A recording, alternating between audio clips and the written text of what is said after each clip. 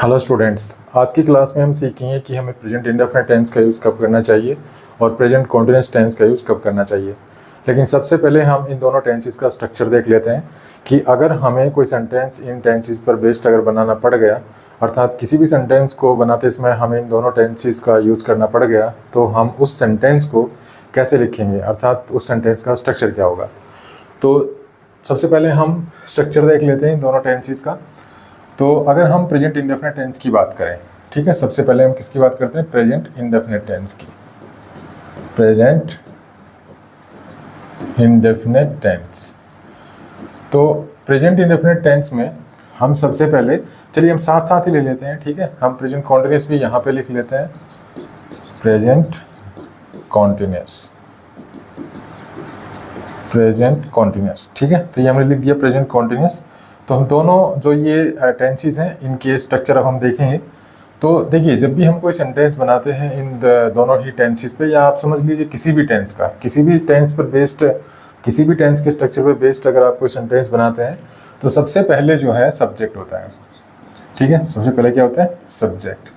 तो present indefinite tense का use करके अगर हम कोई सेंटेंस बनाएंगे तो सबसे पहले क्या लिखेंगे, सब्जेक्ट। इसी प्रकार से प्रेजेंट कॉन्टिन्यूअस में भी सबसे पहले क्या लिखेंगे, सब्जेक्ट। उसके बाद हम प्रेजेंट इंडेफिनिट टेंस में वर्ब यूज करेंगे, तो इसमें हम यूज करेंगे वर्ब की फर्स्ट फॉर्म, ठीक है। इसके साथ एस या ई एस यूज हो सकता है। एस या ई एस का प्रयोग हम किसी वर्ब के साथ कब करते हैं और कब हमें इसका यूज नहीं करना चाहिए, वो मैं ऑलरेडी एक लास्ट की वीडियो में डिस्कस कर चुका हूँ। तो हम प्रेजेंट इंडेफिनिट टेंस में सब्जेक्ट के बाद वर्ब की फर्स्ट फॉर्म के साथ एस या ई एस यूज करते हैं, कई बार नहीं करते हैं, ठीक है। यहाँ पर हम क्या करेंगे, प्रेजेंट कॉन्टिन्यूअस टेंस में हम हेल्पिंग वर्ब यूज करेंगे। और हेल्पिंग वर्ब क्या होगी, इज, एम या आर, ठीक है। इनमें से एक शब्द को हम हेल्पिंग वर्ब के रूप में यूज करेंगे। उसके बाद यहाँ पर जो मेन वर्ब होगी उसकी वो कैसे लिखेंगे, वर्ब की फर्स्ट फॉर्म और उसके साथ हम आईएनजी लगाएंगे और उसके बाद आगे सेंटेंस बढ़ेगा।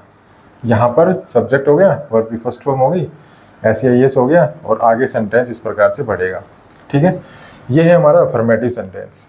अगर हमें नेगेटिव बनाना पड़ गया तो क्या करेंगे, सब्जेक्ट लिखेंगे, सब्जेक्ट के बाद हम डू नॉट या डज नॉट लगाएंगे, डू नॉट या डज नॉट, ठीक है। डू नॉट या डज नॉट लगाएंगे हम प्रेजेंट इंडेफिनिट टेंस का यूज करके अगर हम कोई नेगेटिव सेंटेंस बनाएंगे तो सब्जेक्ट के बाद डू नॉट या डज नॉट। उसके बाद वर्ब की फर्स्ट फॉर्म। अब अगर हमने डू नॉट या डज नॉट यूज कर दिया तो वर्ब की फर्स्ट फॉर्म के साथ कोई एस या एस नहीं लगेगा और आगे सेंटेंस ऐसे बढ़ेगा, ठीक है। अब डू नॉट या डज नॉट में से क्या लगाना है, कब लगाना है, वो डिपेंड करता है सब्जेक्ट पे।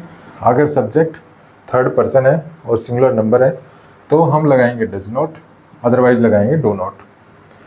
यहाँ अगर प्रेजेंट कॉन्टिन्यूअस टेंस का कोई सेंटेंस है और उसको अगर नेगेटिव बनाना है तो हम क्या करेंगे, सब्जेक्ट लिखेंगे, सब्जेक्ट और सब्जेक्ट के बाद हम हेल्पिंग वर्ब यूज करेंगे, ये जम आर में से एक हेल्पिंग वर्ब यूज करेंगे, उसके बाद नोट लगा देंगे और उसके बाद वर्ब की फर्स्ट फॉर्म के साथ आईएनजी और उसके बाद आगे सेंटेंस बढ़ेगा, ठीक है। इस तरह से हम नेगेटिव सेंटेंस बनाते हैं। जहाँ तक इंटरोगेटिव का सवाल है, तो भाई इंटरोगेटिव जब भी हम बनाते हैं कोई भी सेंटेंस जो इंटरोगेटिव स्ट्रक्चर में लिखते हैं तो हम क्या करते हैं, सबसे पहले हेल्पिंग वर्ब होती है हमारी। तो इसमें जो हेल्पिंग वर्ब है डू या डज, इसको हम शुरू में लिख देंगे, डू या डज। प्रेजेंट इंडेफिनिट टेंस का अगर कोई कोई इंटरोगेटिव सेंटेंस हम बनाएंगे तो सबसे पहले क्या यूज करेंगे, डू या डज। उसके बाद सब्जेक्ट, उसके बाद ये डू या डज तो चला गया बाहर, उसके बाद वर्ब की फर्स्ट फॉर्म और आगे सेंटेंस बढ़ेगा। लास्ट में क्वेश्चन मार्क लगाएंगे। जब भी हम डू या डज यूज करेंगे, डू या डज कब यूज करते हैं, नेगेटिव में या इंटरोगेटिव में। तो डू या डज जहाँ पर भी यूज करेंगे वहाँ पे हम वर्ब की फर्स्ट फॉर्म के साथ कोई एस या एस नहीं लगाते हैं। इसका अगर हम इंटरोगेटिव बनाएंगे तो इंटरोगेटिव बनाने का एक सब, जैसे कि हम किसी भी सेंटेंस को जब इंटरोगेटिव बनाते हैं तो सेंटेंस के शुरू में एक हेल्पिंग वर्ब रखते हैं। तो यहाँ पर जो भी हेल्पिंग वर्ब है उसको हम शुरू में रख देंगे।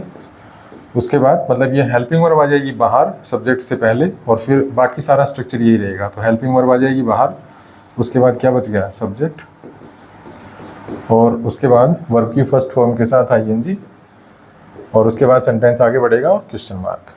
ठीक है, इस तरह से हम अफर्मेटिव, नेगेटिव और इंटेरोगेटिव सेंटेंस बनाएंगे इन दो टेंसेस का यूज करके, प्रेजेंट इंडेफिनिट और प्रेजेंट कॉन्टिन्यूअस। छोटी छोटी बातें हैं जो हमें याद रखनी है बस, वो क्या है कि वर्ब की फर्स्ट फॉर्म के साथ एस ए एस कब लगाना है। तो वर्ब की फर्स्ट फॉर्म के साथ एस ए एस कब लगाना है, कैसे लगाना है, वो ऑलरेडी मैं एक वीडियो में डिस्कस कर चुका हूँ, तो वो वीडियो देख लीजिए। अदरवाइज मैं छोटा सा ब्रीफली यहाँ पे बता देता हूँ आपको। ये एस या ई एस जो लगता है यहाँ पर, ये डिपेंड करता है सब्जेक्ट पे। सब्जेक्ट अगर हमारा थर्ड पर्सन है, ठीक है, और दूसरा कंडीशन है कि वो सिंगुलर है, ठीक है, तो हम ऐसे एस लगाते हैं, अदरवाइज नहीं लगाते हैं। उसके बाद आता है डू नॉट या डज नॉट। तो जो मैंने अभी बताया है कि हम ऐसे एस कब लगाते हैं वर्ब के साथ, तो अगर ऐसा सब्जेक्ट हो तो हम डज नॉट लगाएंगे, नहीं तो डू नॉट लगाएंगे। अर्थात अगर हमारा सब्जेक्ट थर्ड पर्सन है, सिंगुलर नंबर है, तो हम डज नॉट लगाएंगे, नहीं तो डू नॉट लगाएंगे। और यहाँ पर क्या है, इज एम आर में से अगर हमारा सब्जेक्ट सिंगुलर है तो हम इज लगाएंगे, सब्जेक्ट अगर प्लूरल है तो आर लगाएंगे, सब्जेक्ट अगर आई है तो एम लगाएंगे। ठीक है, ये चीज़ें छोटी छोटी बातें हैं जो हमें ध्यान रखनी है, स्ट्रक्चर पर बेस्ड है। उसके बाद बात आती है कि भाई नेगेटिव और इंटरोगेटिव कैसे बनाते हैं। तो आपको पता होगा कि जब भी हम किसी सेंटेंस को नेगेटिव बनाते हैं तो हेल्पिंग वर्ब के बाद नोट रखते हैं। जब भी हम किसी सेंटेंस को नेगेटिव बनाते हैं तो जो हेल्पिंग वर्ब होती है किसी सेंटेंस की, उसके बाद नोट लगाते हैं। और इंटरोगेटिव बनाते हैं तो हेल्पिंग वर्ब को सब्जेक्ट से पहले रख देते हैं। ठीक है, इस तरह से हमारा जो सेंटेंस है वो नेगेटिव या इंटरोगेटिव जो भी है वो बन जाता है। अब मुश्किल तब पैदा होती है जब हमारा सेंटेंस जो है वो प्रेजेंट इंडेफिनिट टेंस या पास्ट इंडेफिनिट टेंस में होता है, क्योंकि प्रेजेंट इंडेफिनिट टेंस और पास्ट इंडेफिनिट टेंस को छोड़कर सभी टेंसेस में जो भी हम सेंटेंस लिखते हैं उनमें हेल्पिंग वर्ब अफर्मेटिव सेंटेंस में ही इंट्रोड्यूस हो जाती है। ठीक है, जैसे ये प्रेजेंट कॉन्टिन्यूअस में, तो यहाँ पे ये जो अफर्मेटिव सेंटेंस है इसी में हेल्पिंग वर्ब आ गई, देखो यहीं पे जो हेल्पिंग वर्ब है वो इंट्रोड्यूस हो गई। लेकिन प्रेजेंट इंडेफिनिट और पास्ट इंडेफिनिट टेंस में ऐसा नहीं होता है। Present indefinite, past indefinite tense में अगर हम कोई सेंटेंस लिखते हैं तो अफर्मेटिव सेंटेंस में कोई हेल्पिंग वर्ब नहीं होती है। तो ये ध्यान रखना कि प्रेजेंट इंडेफिनिट और पास्ट इंडेफिनिट टेंस जो होते हैं उनमें हेल्पिंग वर्ब क्या होती है, प्रेजेंट इंडेफिनिट टेंस में डू या डज होते हैं, पास्ट इंडेफिनिट टेंस में डिड होता है, जो हम आगे कभी पढ़ेंगे। ठीक है, तो ये छोटी छोटी बातें इनके स्ट्रक्चर पर बेस्ड है। अब हम बात करते हैं कि कब हमें प्रेजेंट इंडेफिनिट टेंस का यूज करना चाहिए और कब हमें प्रेजेंट कॉन्टिन्यूअस टेंस का यूज करना चाहिए। तो अब हमने स्ट्रक्चर देख लिया कि प्रेजेंट इंडेफिनिट टेंस और प्रेजेंट कॉन्टिन्यूअस टेंस का स्ट्रक्चर क्या होता है। ठीक है, इन टेंस पर बेस्ड अगर हमें कोई सेंटेंस लिखना है तो हम कैसे लिखेंगे, उनको नेगेटिव कैसे बनाएंगे, इंटरोगेटिव कैसे बनाएंगे, ये सब कुछ हमने सीख लिया। अब हम सीखते हैं कि इनका यूज हम कैसे करते हैं।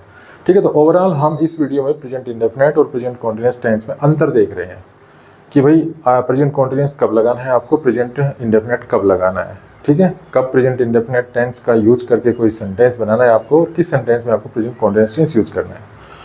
तो शुरू करते हैं। तो सबसे पहले है फैक्ट्स। देखिए, सबसे पहले हमें ये समझना होगा कि फैक्ट्स क्या होते हैं। तो फैक्ट्स वो स्टेटमेंट्स होती हैं, या हम समझ सकते हैं वो सिचुएशन या वो एक्शन होते हैं जो पास्ट में जैसे होते थे वैसे ही प्रेजेंट में होते हैं, और जैसे प्रेजेंट में होते हैं और जैसे पास्ट में होते थे वैसे ही वो फ्यूचर में होंगे। ठीक है, ऐसी चीज़ों को फैक्ट कहते हैं। जैसे ये टाइमलाइन बनाई मैंने, ये प्रेजेंट है और ये पास्ट है और ये फ्यूचर है, ये टाइमलाइन है। ठीक है, टाइमलाइन के द्वारा अगर हम टेंसेस को सीखते हैं तो थोड़ा सा इजी बन जाता है। ये टाइमलाइन है, ये टाइम चल रहा है, इधर से लेफ्ट साइड से इधर चल रहा है। ठीक है, इधर टाइम चल रहा है, ये टाइमलाइन है। ये पॉइंट है प्रेजेंट का, प्रेजेंट से पहले पास्ट है और प्रेजेंट के बाद ये फ्यूचर है। एक चीज़ आपको याद रखनी है, जब भी आप टाइमलाइन का यूज़ करें किसी भी टेंस को समझने के लिए, तो इस टाइमलाइन पे जो प्रेजेंट होता है वो एक पॉइंट होता है, और जो पास्ट होता है वो एक पीरियड होता है, और फ्यूचर होता है वो भी पीरियड होता है। ठीक है, तो इस चीज़ को आपको समझना है। तो जो भी एक्शंस या जो भी सिचुएशन जैसी प्रेजेंट में आप देख रहे हैं, जो भी एक्शन है, जो भी सिचुएशन, वैसी ही अगर वो पास्ट में थी और जैसी प्रेजेंट में है और पास्ट में थी वैसे वो फ्यूचर में रहेंगी, तो वो फैक्ट होते हैं। ठीक है, वो तथ्य होते हैं, उनमें कोई बदलाव नहीं हो सकता। हम चाहें भी तो भी उनमें कोई बदलाव नहीं कर सकते। ठीक है, वो फिक्स हो चुके हैं, आप ये समझ के चलिए। जैसे मैं कहता हूँ सूर्य पूर्व में उदय होता है, तो ये जो बात मैंने बोली है, ये प्रेजेंट में सूर्य पूर्व में उदय होता है, हम सब जानते हैं। और हम सब जानते हैं कि पास्ट में भी ये पूर्व में ही उदय होता था, हमारे जन्म से पहले। अब अगर आप अपने पूर्वजों से पूछेंगे तो आप यही बताएंगे कि भाई सूर्य पूर्व में उदय होता था। और आज भी हम ये मान के चल रहे हैं, सभी लोग, दुनिया में जितने भी लोग हैं वो इस बात पर विश्वास करते हैं, वो मानते हैं कि ये पास्ट में पूर्व में उदय होता था, प्रेजेंट में पूर्व में उदय होता ही हम सब देखते हैं, और हम ये मानकर चलते हैं कि फ्यूचर में हमारे मर जाने के बाद, हमारे इस दुनिया से चले जाने के बाद भी हम ये मान के चलते हैं कि वो जो है पूर्व में उदय होगा। तो ऐसी जो बातें होती हैं वो फैक्ट्स होती हैं, ठीक है। जैसे 2 और 2 4 होते हैं, पास्ट में भी 4 होते थे, प्रेजेंट में भी 4 होते हैं, फ्यूचर में भी 4 ही रहेंगे, 2 और 2। और जैसे पानी 100 डिग्री सेल्सियस पे उबलता है, तो पानी 100 डिग्री सेल्सियस पे उबलना पास्ट में भी यही था, प्रेजेंट में भी यही है, और फ्यूचर में भी 100 डिग्री पे उबलेगा। ऐसा कोई हमारे पास प्रमाण नहीं है कि भाई पास्ट में ये 100 डिग्री सेल्सियस से कम उबलता था या ज़्यादा पे उबलता था, या फ्यूचर में ये ज़्यादा पे उबलेगा या कम पे उबलेगा, ऐसा कोई प्रमाण नहीं है। दुनिया में सब लोग मानते हैं कि पानी 100 डिग्री पे ही उबलता है, तो ये फैक्ट है, ठीक है, ये फिक्स है, इसमें कोई बदलाव नहीं हो सकता, कोई चेंज नहीं हो सकता इनमें। तो ऐसी जो चीज़ें होती हैं वो फैक्ट्स होती हैं। जैसे the sun rises in the east, जो सूर्य है वो पूर्व में उदय होता है। तो इस सेंटेंस को जब मैंने लिखा तो देखिए प्रेजेंट इंडेफिनिट टेंस का यूज किया। इसी प्रकार से the earth revolves round the sun, the earth revolves round the sun. यहाँ पर देखिए रिवॉल्व्स वर्ब को मैंने प्रेजेंट इंडेफिनिट टेंस में रखा है, क्योंकि ये भी फैक्ट है कि भाई जो धरती है वो सूर्य के चारों ओर चक्कर लगाती है। ये साइंटिफिक फैक्ट है। साइंस ये कहता है कि भाई जो धरती है वो सूर्य के चारों ओर चक्कर लगाती है, ठीक है। तो यहाँ पर मैंने प्रेजेंट इंडेफिनिट टेंस रखा, यहाँ पे प्रेजेंट इंडेफिनिट टेंस रखा था। आगे देखिए light travels in a straight line, तो यहाँ पे एस लगाना था मुझे, तो एस लगा के चलना है। Light travels in a straight line, तो यहाँ पर भी मैंने प्रेजेंट इंडेफिनिट टेंस यूज किया। नेक्स्ट देखिए 2 and 2 make 4, तो यहाँ पर भी प्रेजेंट इंडेफिनिट टेंस यूज किया। इन चारों सेंटेंसेस में मैंने प्रेजेंट इंडेफिनिट टेंस इसलिए यूज किया क्योंकि ये चारों सेंटेंसेस जो हैं वो फैक्ट्स हैं। इनमें जो भी बातें बताई गई हैं वो पास्ट में वैसी ही थी जैसे प्रेजेंट में, ठीक है। और प्रेजेंट में तो हम देख ही रहे हैं ऐसे हैं, और फ्यूचर में भी वो ऐसी ही रहेंगी। तो ये सारे फैक्ट्स हैं। तो जब भी हम कोई ऐसी स्टेटमेंट लिखते हैं जिसमें कोई फैक्ट हो तो हम प्रेजेंट इंडेफिनिट टेंस का यूज़ करते हैं। ऐसे में हम प्रेजेंट कॉन्टिन्यूअस टेंस का यूज़ नहीं करेंगे। अगर आप यहाँ पे लिखेंगे the sun is rising in the east, तो ये गलत हो जाएगा, ठीक है। The sun is rising in the east, तो ये गलत हो जाएगा। मतलब फैक्ट्स बताने के लिए हम प्रेजेंट कॉन्टिन्यूअस टेंस का यूज़ नहीं करते हैं। 2 and 2 are making 4 गलत हो जाएगा। लाइट इज ट्रेवलिंग, ये भी गलत हो जाएगा। द अर्थ इज रिवॉल्विंग, ये गलत हो जाएगा, ठीक है। तो ये चीज़ ध्यान रखना है कि जो भी फैक्ट्स होते हैं, जब भी हम कोई ऐसी बात बोलते हैं जो फैक्ट है, तो वहाँ पर हम जो है प्रेजेंट इंडेफिनिट टेंस का यूज़ करते हैं, प्रेजेंट कॉन्टिन्यूअस टेंस का यूज़ नहीं करते। अब ये तो मैंने थोड़ा सा ब्रीफली बताया है कि फैक्ट्स जब भी हम लिखते हैं तो प्रेजेंट इंडेफिनिट टेंस में लिखते हैं। बाकी फैक्ट्स को मैंने थोड़ा सा डिटेल में इससे पहले वाले वीडियो में या इस 1-2 वीडियो छोड़ करके जिसमें मैंने प्रेजेंट इंडेफिनिट टेंस के बारे में पढ़ाया है, तो वहाँ पर भी आप जो है उनके बारे में देख सकते हैं। मतलब इस फैक्ट्स का जो है डिटेल में मैंने बताया कि भाई उनमें अलग अलग बांट के बताइए कि यूनिवर्सल फैक्ट है, ठीक है, और साइंटिफिक फैक्ट है, और क्या कहते हैं मैथमेटिकल फैक्ट्स, उनमें थोड़ा सा मैंने डिटेल में बताया। तो आप वो वीडियो जाके देखेंगे तो उसमें आपको थोड़ा सा और अच्छी तरह समझ में आएगा। तो ये चीज़ आप समझ गए होंगे कि जब भी हम कोई फैक्ट्स लिखते हैं तो उनको हम प्रेजेंट इंडेफिनिट टेंस का यूज़ करके लिखते हैं। तो आई होप आप इस पॉइंट को समझ गए होंगे। चलिए आगे बढ़ते हैं। नेक्स्ट है प्रेजेंट की हैबिट। देखिए हर इंसान में या हर जानवर में कोई ना कोई हैबिट्स होती है, उनका कोई स्वभाव होता है। तो जब भी हम किसी चीज़ की हैबिट बताते हैं, आप अपनी हैबिट्स ले लीजिए, ठीक है, किसी की भी जो हम हैबिट बताएंगे जो प्रेजेंट में एग्जिस्ट करती हैं, प्रेजेंट में वो हैं। आप में अगर कोई हैबिट है, मान लीजिए आप सुबह चाय पीते हैं डेली, तो ये हैबिट हो गई।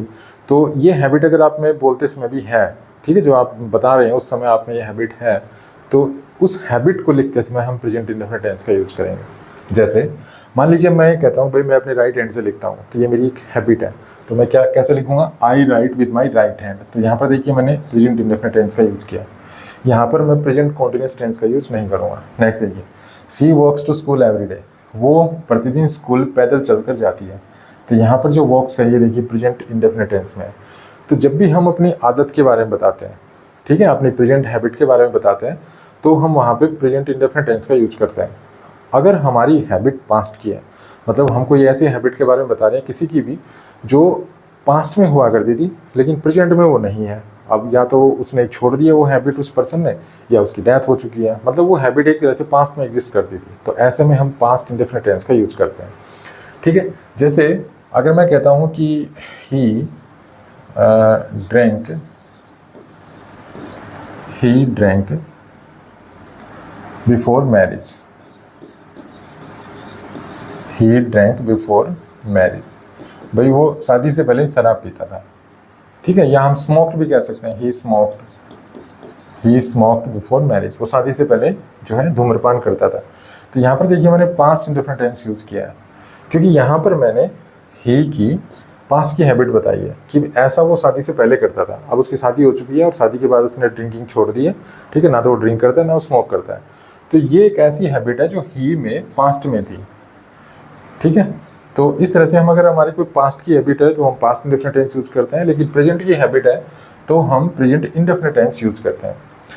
अब यहाँ पे देखिए इन सेंटेंसेस को क्या होता है कि प्रेजेंट की हैबिट बताने के लिए वैसे तो नॉर्मली हम प्रेजेंट इंडेफिनिट टेंस यूज़ करते हैं, लेकिन अगर किसी पर्सन की किसी ऐसी हैबिट को फोकस किया जा रहा है जिसके बारे में बताते समय स्पीकर इरिटेट है, स्पीकर नाराज़ है, स्पीकर नहीं चाहता है कि कोई बंदा ऐसा करे, तो वहाँ पर प्रेजेंट कॉन्टिन्यूस टेंस भी यूज हम कर लेते हैं।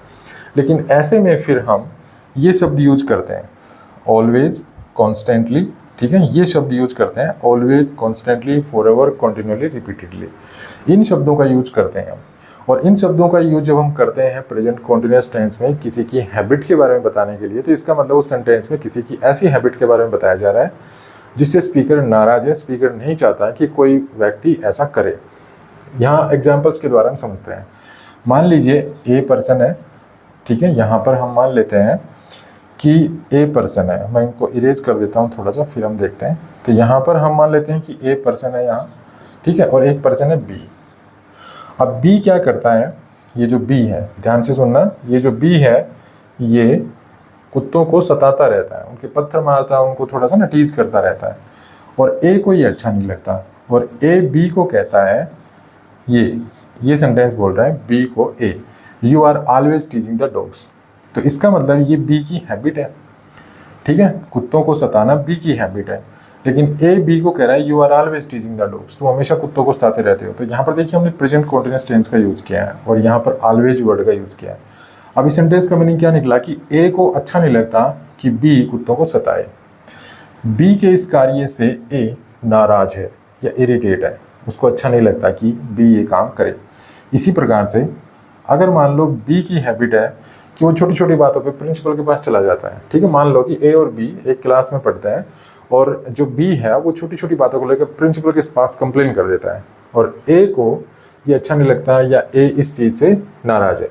तो ए बी को कहता है you are always complaining to the principal, तुम हमेशा ही प्रिंसिपल को कंप्लेन करते रहते हो। तो इसका मतलब क्या है कि प्रिंसिपल को कंप्लेन करना बी की हैबिट है, और ये एक ऐसी हैबिट है जो ए को अच्छी नहीं लगती। मतलब इन तीनों सेंटेंसेस का स्पीकर कौन है, ए, ठीक है, ये ध्यान रखना। यू कौन है, बी।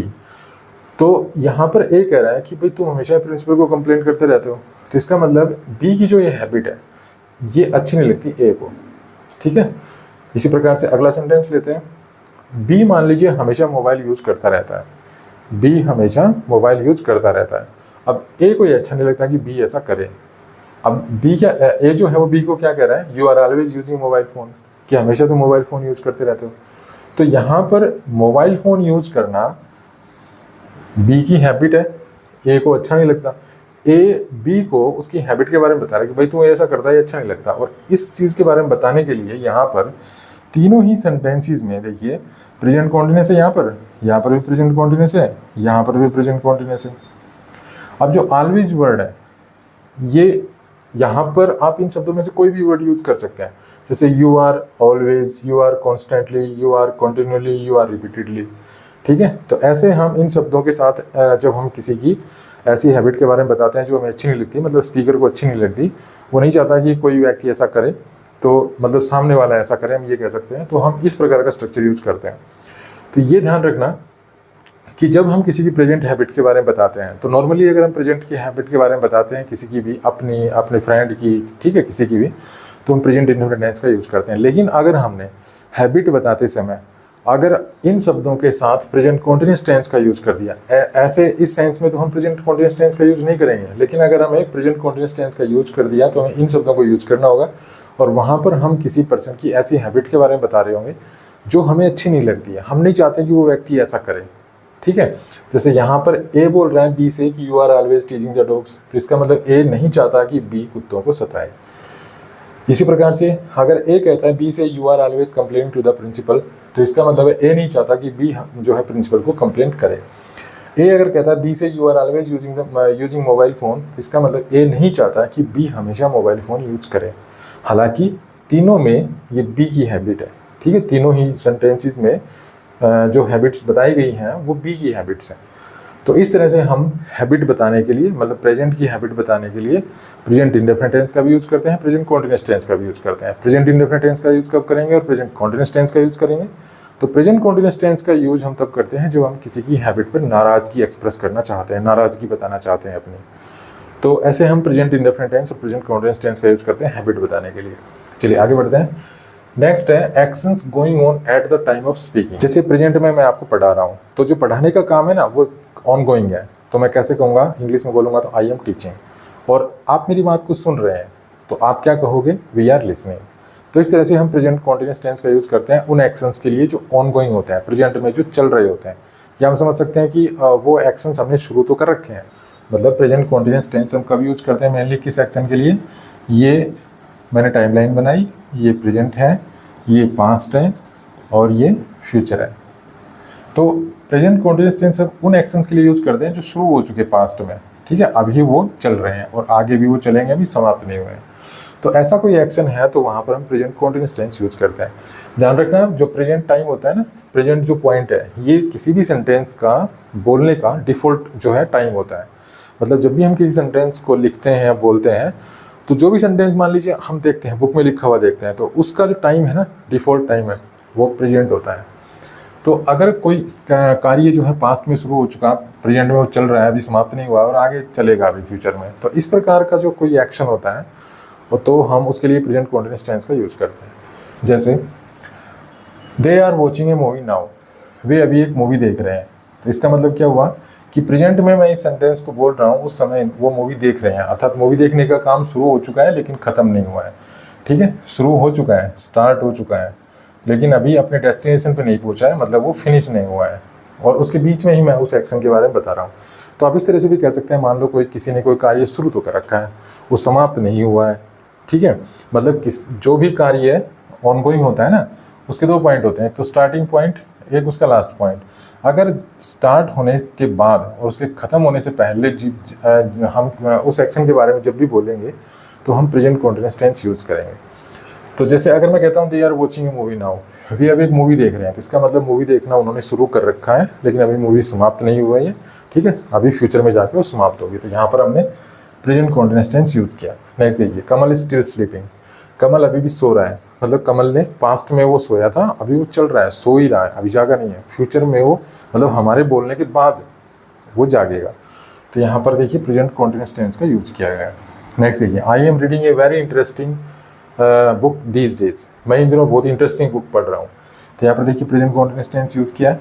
इसका मतलब क्या हुआ कि मैंने बुक को पढ़ना शुरू कर दिया, ठीक है, पास्ट में। मैं सेंटेंस बोल रहा हूँ इस पॉइंट पे, ठीक है, मैं सेंटेंस बोल रहा हूँ इस पॉइंट पे, क्योंकि किसी भी सेंटेंस को बोलने का जो डिफ़ॉल्ट टाइम होता है वो प्रेजेंट होता है। तो सेंटेंस बोल रहा हूँ इस पॉइंट पे, मैंने बुक पढ़ना शुरू कर दिया था पास्ट में, अभी मेरी वो बुक ख़त्म नहीं हुई, फ्यूचर में जाके ख़त्म होगी, तो यहाँ पे मैं प्रेजेंट कॉन्टिन्यूअस टेंस यूज़ करूँगा। तो इस प्रकार से हम जो भी एक्शन हमारे बोलते समय, जो भी एक्शन प्रोग्रेस में है, ऑनगोइंग है, तो उनके बारे में बताने के लिए हम प्रेजेंट कॉन्टिन्यूअस टेंस का यूज़ करते हैं। अब ऐसे सेंटेंसेस में हम कुछ ऐसे वर्ड्स यूज़ करते हैं जो ये बताते हैं कि वो एक्शन प्रेजेंट का है, ठीक है, और वो ऑनगोइंग है, वो प्रोग्रेस में। तो ऐसे शब्द भी आप याद रखिए, जैसे today, still, at this time, at the moment, at present, these days, nowadays, ठीक है। तो ये कुछ शब्द या फ्रेजेस हैं, ये जिस सेंटेंस में आ जाए उनमें आपको प्रेजेंट कॉन्टिन्यूअस टेंस यूज़ करना है। मतलब इन फ्रेजेस को या इन वर्ड्स को जब भी आप यूज़ करेंगे तो आपको प्रेजेंट कॉन्टिन्यूअस टेंस यूज़ करना होगा। बस उसमें आपको कोई ऐसा वर्ड यूज़ नहीं करना है या उस सेंटेंस को ऐसा वर्ड ना मिले जो पास्ट का हो, ठीक है, जैसे यस्टरडे वगैरह, ये कुछ ऐसे शब्द ना हो। तो ये शब्द आप, ये फ्रेज या ये शब्द जहाँ भी आप यूज़ करेंगे प्रेजेंट कॉन्टिन्यूअस टेंस आपको यूज़ करना है। ऐसे में आपको प्रेजेंट इंडेफिनिट टेंस यूज़ नहीं करना है। अगर आप यहाँ पे ऐसे लिखते हैं दे वॉचेज ए मूवी नाउ, तो गलत हो जाएगा, ठीक है। अगर आप यहाँ पर प्रेजेंट इंडेफिनिट टेंस यूज़ करते हैं तो गलत हो जाएगा। कमल स्टिल स्लीप्स, तो ये भी गलत हो जाएगा। अगर आप ऐसे लिखते हैं कमल स्टिल स्लीप्स, तो गलत हो जाएगा।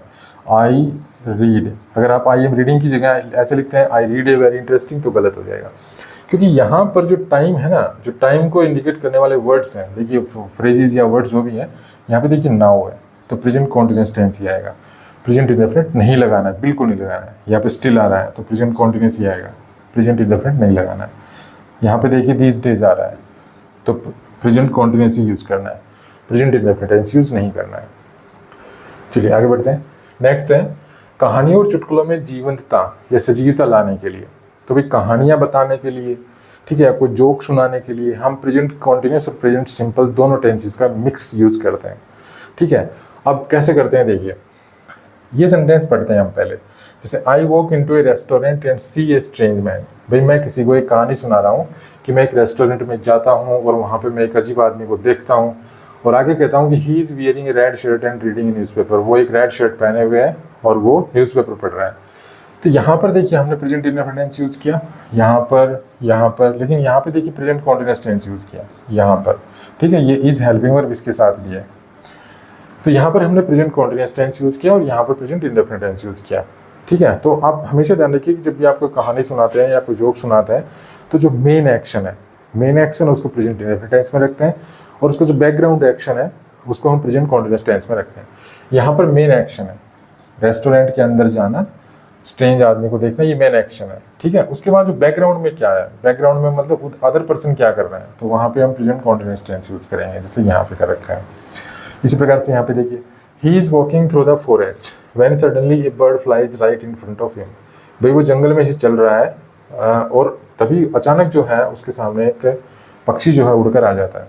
तो ये बैकग्राउंड एक्शन है, लेकिन मेन एक्शन क्या है, ये फ्लाइज। तो इस तरह से हम कहानियों और चुटकुले सुनाने के लिए, हम कहानियों में सजीवता या जीवंतता लाने के लिए हम ऐसा करते हैं, मतलब प्रेजेंट इंडेफिनिट और प्रेजेंट कॉन्टिन्यूअस टेंस का यूज़ करते हैं। हम जो मेन एक्शन है, जो छोटे छोटे मेन एक्शन है, उनके लिए हम प्रेजेंट इंडेफिनिट टेंस यूज़ करते हैं, और जो बैकग्राउंड में जो एक्शन चल रहा है, बैकग्राउंड एक्शन के बारे में अगर हम बता रहे हैं तो वहाँ पे हम प्रेजेंट कॉन्टिन्यूअस टेंस यूज़ करते हैं। नेक्स्ट देखिए, नेक्स्ट है अचानक घटनाओं को हाईलाइट करने के लिए हम प्रेजेंट इंडेफिनिट टेंस का यूज़ करते हैं। ये यूज़ भी हम कहानियों में ही करते हैं। ठीक है, कहानियों में, जोक्स में, तो उनमें हम अगर हमें कोई सडन एक्शन, सडन इवेंट को हाईलाइट करना है तो हम प्रेजेंट इंडेफिनिट टेंस का यूज़ करते हैं पास्ट कॉन्टिन्यूअस के साथ। कैसे देखिए, आई वॉज वॉकिंग होम, मैं घर पैदल चलकर जा रहा था। ठीक है, ये पास्ट का एक्शन है, पास्ट कॉन्टिन्यूअस, मतलब मैं पास्ट की बता रहा हूँ कि भाई मैं पैदल पैदल जो है घर की तरफ आगे चल रहा था। When all of a sudden, कि तभी अचानक एक car stops in front of me, तभी अचानक मेरे पास एक कार आके रुकती है। तो यहाँ पर देखिए एक सडन एक्शन है। ठीक है, कार का रुकना एक सडन एक्शन है। तो मैं पास्ट की बात बता रहा हूँ, पास्ट कॉन्टिन्यूअस टेंस यूज़ कर रहा हूँ, लेकिन अचानक जो एक्शन हुआ उसके बारे में बताने के लिए मैं यहाँ प्रेजेंट इंडेफिनिट टेंस यूज़ कर दिया। लेकिन ऐसा होता कहानियों में, जब हम स्टोरी वगैरह, कोई जोक वगैरह लिखते हैं ना, बोलते हैं, तो वहाँ पर हम ऐसा करते हैं। नेक्स्ट देखिए, सी वाज कुकिंग डिनर, वो रात का खाना पका रही थी, पास्ट कॉन्टिन्यूअस है। लेकिन आगे देखिए एक सडन एक्शन है, फोन रिंग्स, कि अचानक जो है घंटी बजती है। तो ऐसा हम कहानियों में सजीवता और जीवंतता लाने के लिए ही करते हैं। तो स्टोरीज़ में हम किस प्रकार से प्रेजेंट इंडेफिनिट टेंस का यूज़ करते हैं, वो हमने इन दो रूल्स में देखा। एक तो यहाँ पर देखा, ठीक है, और एक देखा यहाँ पर।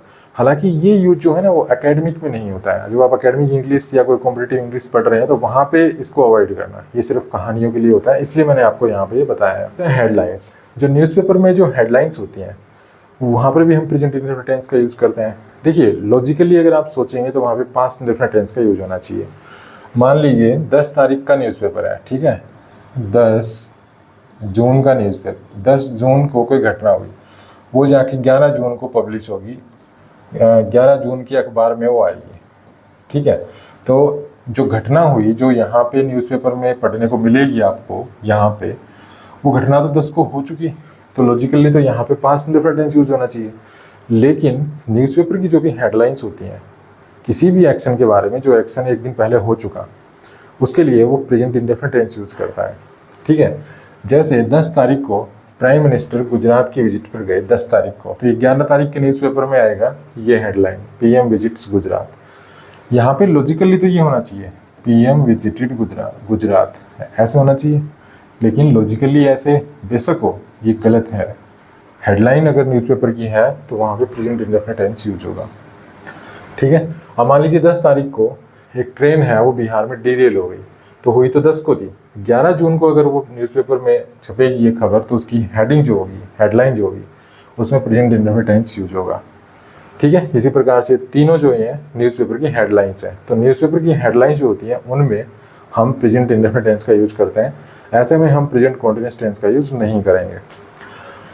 आप जो भी किताबों में पढ़ते हैं, मान ली कोई बात आपने किताब में पढ़ी, किसी फिल्म में देखी, ठीक है, या कोई लेख में कोई चीज़ बात आपने पढ़ी, उसके बारे में जब आप बताते हैं तो उसके लिए हम प्रेजेंट इंडेफिनिट टेंस का यूज़ करते हैं।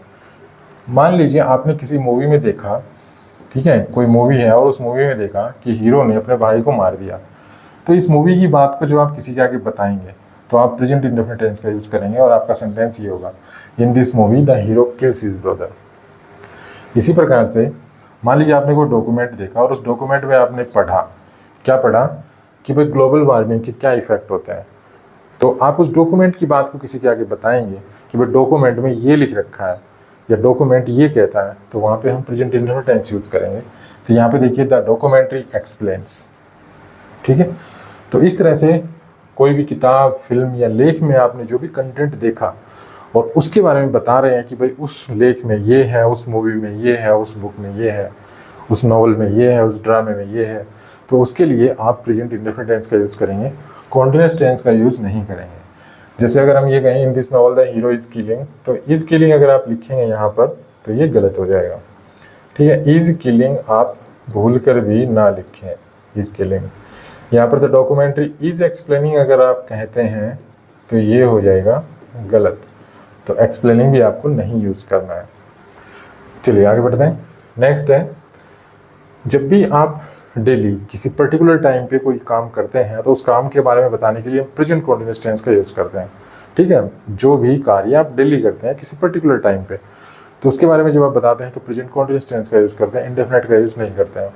जैसे मान लीजिए मैं जो है शाम के 6 बजे डेली खाना बना रहा होता हूँ, तो मैं इंग्लिश में क्या लिखूँगा, at 6 PM I am usually cooking dinner. तो यहाँ पर देखिए आई एम कुकिंग, तो यहाँ पर प्रेजेंट कॉन्टिन्यूअस टेंस का यूज हुआ है, ये काम मैं डेली करता हूँ 6 बजे। नेक्स्ट देखिए, मान लीजिए प्रतिदिन सुबह, ठीक है, हर सुबह वह कुत्ते को घुमाने ले जाती है। कोई लड़की है, कोई औरत है, वो हर सुबह, या कोई पर्सन है, मान लीजिए कि वो हर सुबह 6 बजे, मतलब हर सुबह, ठीक है, प्रतिदिन सुबह जो है वो अपने कुत्ते को, अपनी बिल्ली को घुमाने ले जाती है। तो ये एक नियमित जो है गतिविधि है, ठीक है, डेली की गतिविधि है, और उसके लिए टाइम भी बता रखा है कि एवरी मॉर्निंग। तो यहाँ पर देखिए प्रेजेंट कॉन्टिन्यूअस टेंस यहाँ पे यूज़ किया गया है। तो जब भी हम कोई नियमित समय की गतिविधियों के बारे में बताते हैं उसके लिए हम प्रेजेंट कॉन्टिन्यूअस टेंस यूज़ करते हैं, लेकिन हम वहाँ पर टाइम भी बताते हैं कि वो काम मैं कब कर रहा होता हूँ। नेक्स्ट है, जब भी हम अपनी बात में विनम्रता लाना चाहते हैं तो हम वंडर वर्ब का यूज़ करते हैं, और इसी वर्ब को हम जो है प्रेजेंट कॉन्टिन्यूअस टेंस में यूज़ कर देते हैं। और जब हम ऐसा करते हैं तो हम अपने सेंटेंस को कॉम्प्लेक्स फॉर्म में रखते हैं, मतलब एक इफ़ क्लोज हम ऐड करते हैं जो हमारा मेन एक्शन के बारे में बताती है। जैसे I am just wondering if you could help me with this project, मैं केवल इतना सोच रहा हूँ कि क्या तुम मेरी इस प्रोजेक्ट में मदद करोगे। तो यहाँ पे देखिए प्रेजेंट कॉन्टिन्यूअस टेंस यूज़ किया गया है, ठीक है, और ये इस बात में विनम्रता लाने के लिए यूज़ किया गया है। नेक्स्ट देखिए, I am wondering if you have seen my pen, मैं तो ये सोच रहा हूँ कि क्या आपने मेरा पेन देखा। तो यहाँ पे अपनी बात में विनम्रता लाने के लिए देखिए वॉन्डर को प्रेजेंट कॉन्टिन्यूअस टेंस में रख के आगे की क्लोज ऐड किया, जैसे यहाँ पे की गई थी। तो विनम्रता लाने के लिए भी हम इस तरह से वॉन्डर वर्ब को प्रेजेंट कॉन्टिन्यूअस टेंस में लिखते हैं। नेक्स्ट है नॉन एक्शन वर्ब्स। देखिए नॉन एक्शन वर्ब्स के बारे में मैंने आपको लास्ट वीडियो में भी पढ़ाया था, लास्ट वीडियो में मैंने आपको बताया था। नॉन एक्शन वर्ब्स को हम नॉन कॉन्टिन्यूअस वर्ब भी कहते हैं। नॉन एक्शन वर्ब्स को नॉन कॉन्टिन्यूअस वर्ब भी कहते हैं। नॉन एक्शन वर्ब्स क्या होती हैं कि कुछ ऐसी वर्ब्स होते हैं जिनमें कोई एक्शन का बोध नहीं होता है, जैसे know, KNOW, know. Know means जानना। अब मैं कहता हूँ कि भाई मैं उसको जानता हूँ, तो मैं कोई एक्शन नहीं कर रहा, ठीक है, इस वर्ब में कोई एक्शन नहीं है।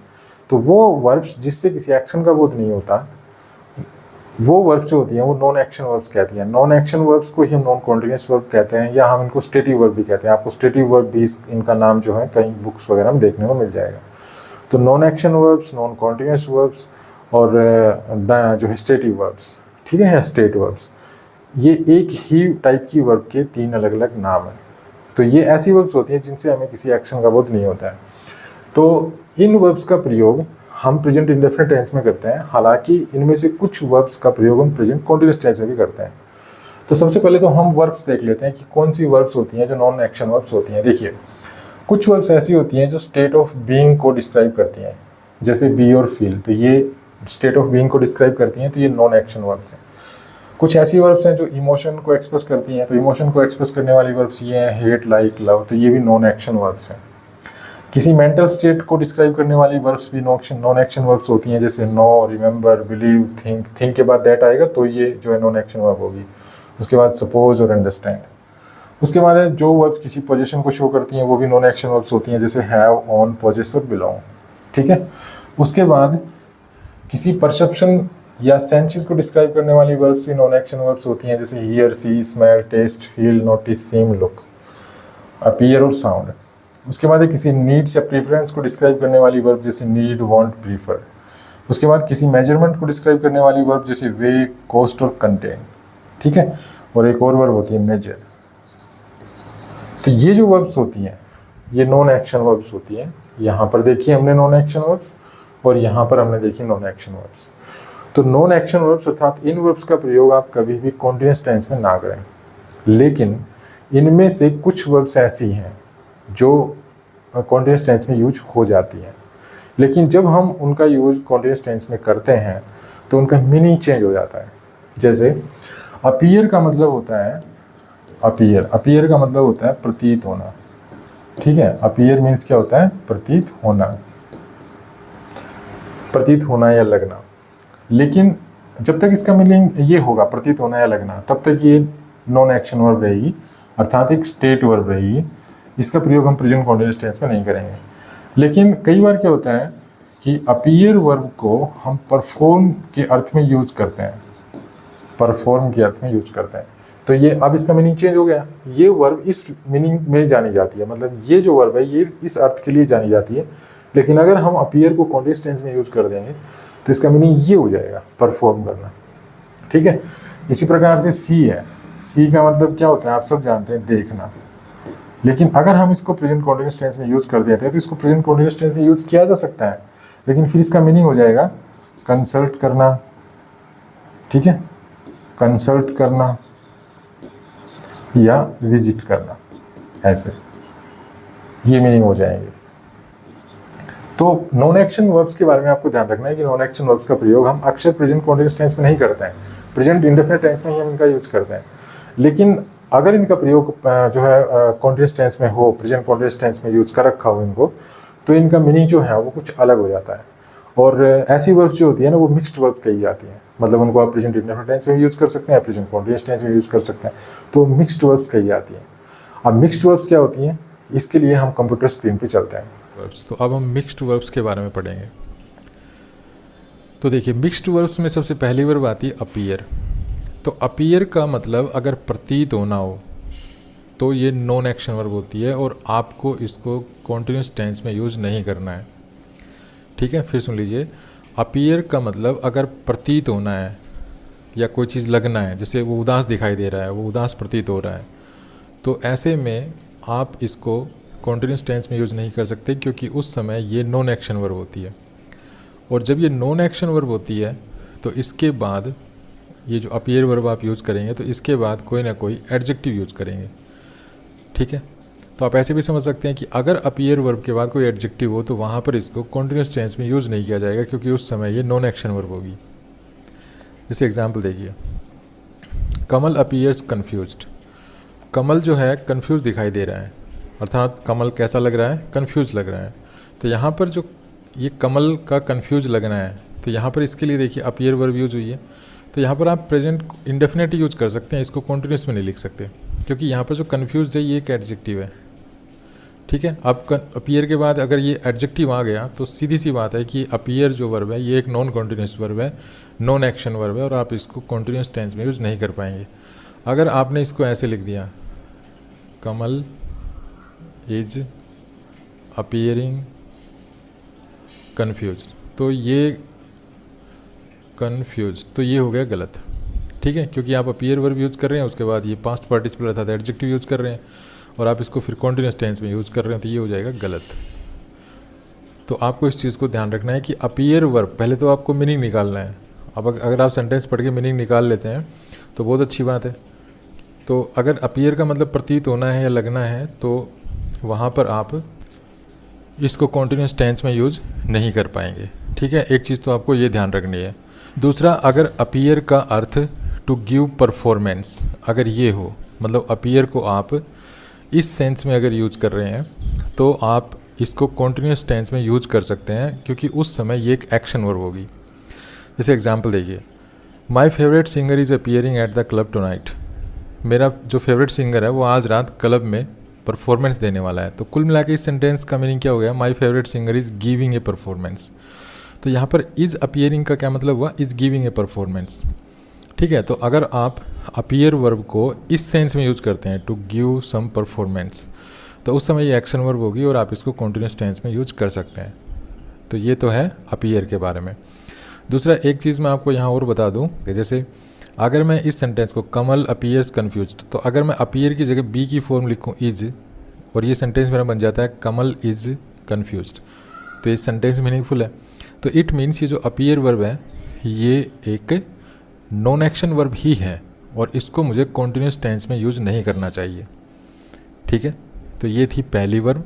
आप अच्छी तरह से इसको समझ गए होंगे। बस इसके मीनिंग में अंतर आ जाता है। जैसे जो वर्ब जिस रूप में जानी जाती है, जैसे मान लीजिए ये जो अपीयर वर्ब है, इसको जब भी हम पढ़ते हैं तो इसका मेन मतलब क्या, इसका जो मीनिंग होता है वो क्या होता है, प्रतीत होना, कोई चीज़ लगना।